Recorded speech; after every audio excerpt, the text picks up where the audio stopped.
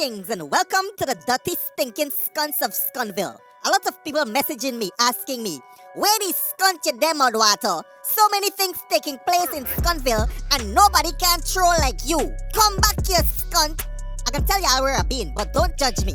3 months ago, I was hanging at the bar at Marriott and I met a nice big man who offered to mind me. Since then, I've been fucking my cock for money. No more struggling trying to make it on YouTube. Plus, talking the truth on this internet could cost you millions of dollars if you don't watch yourself. With my new source of income, there is little risk. Imagine the police try to say who is Mudwata and who is not Mudwata, and a court in Guyana, without understanding the nuances of technology, trying to assess the fabricated evidence and venture to find someone guilty of being me. This is why I just call this place Scunville. To prove my point, here is an AI-generated voice that purports to be that of the magistrate who presided over the Mudwata case. For legal purposes, we will call him Honorable Scarface. Listen. As the magistrate overseeing this case, it is my duty to ensure that the defendant gets a fair trial.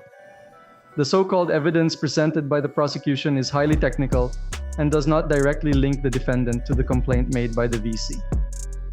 Mr. Bruce is also unable to mount a defense, since the police is still in possession of his cell phone, which would be key in helping him prove his innocence.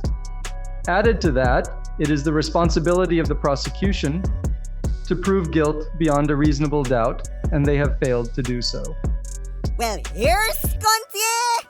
Imagine if we put this Honorable Scarface to say President Ali does bugger.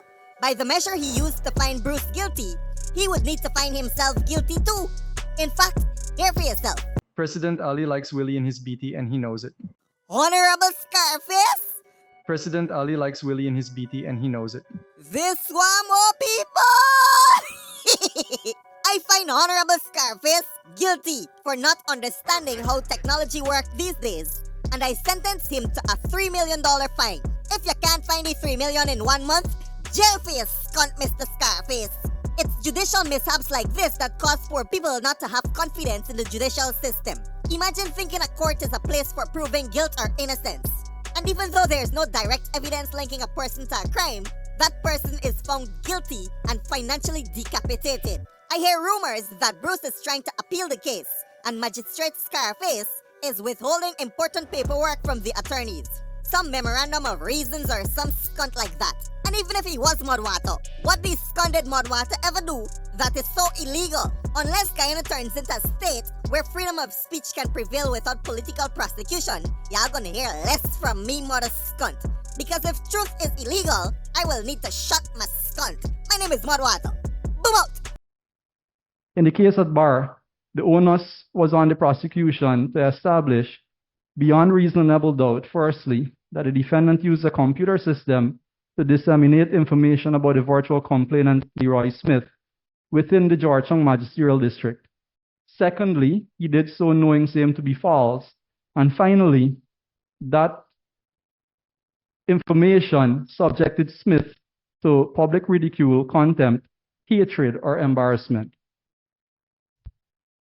Since this case essentially concerns the use of a pseudonym, an animated character Mudwata, I believe it would be prudent to determine whether the evidence in any way or form connects the defendant, Karen Bruce, to that character.